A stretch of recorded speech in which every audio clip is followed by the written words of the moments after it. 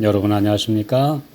다니엘서 10분 강해 39번째 시간입니다. 오늘은 다니엘서 4장의 6번째 강의로 하늘을 우러러 보았더니 라는 제목으로 하나님의 말씀을 나누겠습니다. 다니엘 4장 34절 그 기한이 참에 나 느부갓네살이 하늘을 우러러 보았더니 내 총명이 다시 내게로 돌아온지라. 느부갓네살 왕이 교만하여 하늘의 경고를 무시하여 7년간 짐승 인간의 선고가 집행되었습니다. 이렇게 철저히 미친 왕의 7년 동안의 부재 기간에 제국은 아마도 그의 아들이 섭정으로 통치한 듯합니다. 예레미야 52장 31절로 34절에는 느부갓네살 왕의 아들 아멜 마르둑이 즉위 원년에 유다의 마지막 왕으로 18살에 포로로 잡혀갔던 여호야긴을 37년 만에 석방하고 왕의 상에서 먹는 왕자들과 같은 대우를 해주는 장면이 기록되어 있습니다. 이것은 그동안 국가의 중요한 일에 다니엘이 큰 영향을 끼친 것으로 보입니다. 대영 제국 박물관에는 이 사건에 대한 바벨론의 국가 문서가 보관되어 있습니다. 고대 세계에서는 미신으로 정신병자가 하는 짓은 그 사람 속에 들어가 있는 악신의 영향이므로 그를 해치면 악신이 보복한다고 믿었기에 미친 왕을 아무도 어찌할 수 없어 그냥 내버려 둔 것입니다. 드디어 느부갓네살 왕이 7년의 복역 기간을 끝내고 그가 하늘을 우러러 보았을 때 하나님께서는 그의 이성과 지혜를 다시 되돌려 주셨습니다. 극적인 반전의 반전이 그의 삶에 일어나는 모습입니다. 이사야 45장 22절 땅끝의 모든 백성아 나를 앙망하라. 그리하면 구원을 얻으리라. 나는 하나님이라 다른 이가 없음이니라. 앙망이란 우러를 앙, 바랄 망의 한자어입니다. 높은 분, 높은 곳을 바라보고 바란다는 표현입니다.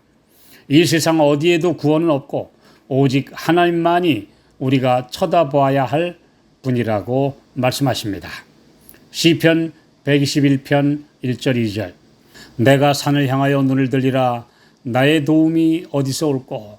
나의 도움이 천지를 지으신 여호와에게서로다. 다윗과 옛 부조들이 변하지 않는 바위나 산을 하나님을 가리키는 상징으로 사용한 것은 그 변하지 않고 제자리에 항상 있는 것이 우리 주님의 속성과 같다는 예증으로 사용한 것입니다.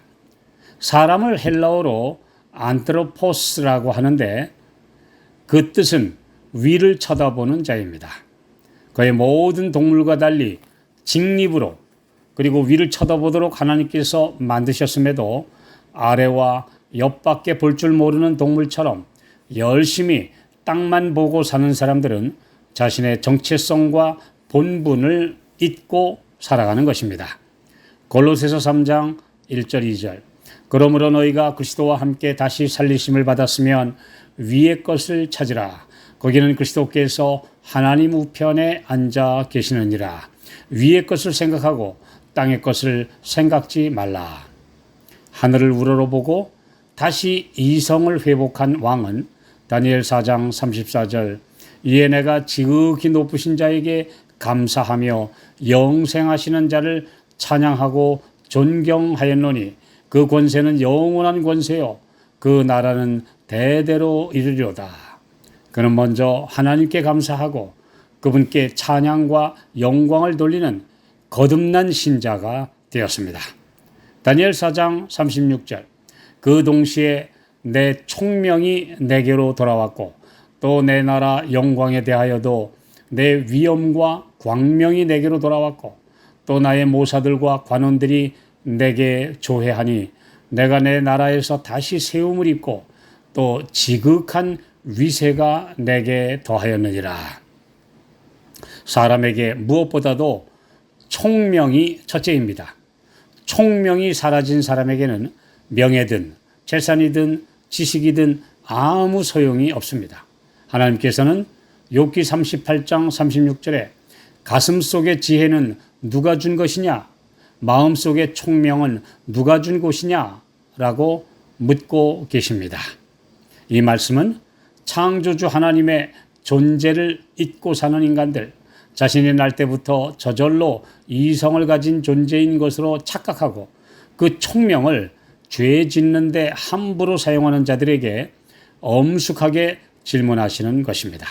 하나님께서 사람을 창조하실 때 생명의 호흡과 함께 불어넣어 주신 총명은 언제든지 그분께서 거두실 수도 있다는 사실을 인류에게 이렇게 가르쳐 주고 계십니다.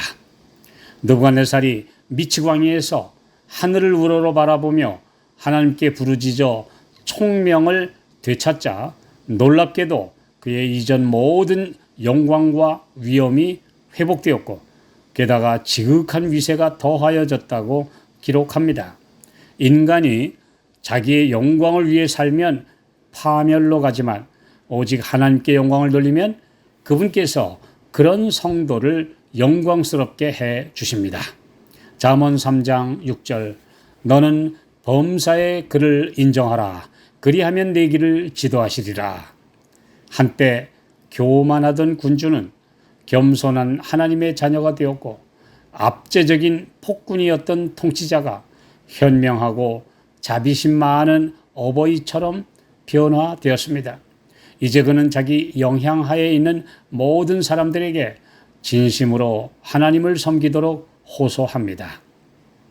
고린도후서 5장 17절 그런즉 누구든지 그리스도 안에 있으면 새로운 피조물이라. 이전 것은 지나갔으니 보라 새 것이 되었도다.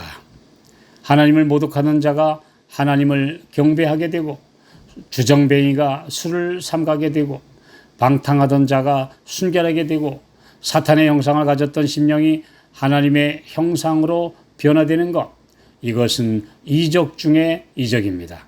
이것은 오직 성령으로 거듭난 사람에게 이르러 오는 재창조의 능력입니다. 그의 직선은 감동적인 간증으로 끝맺습니다.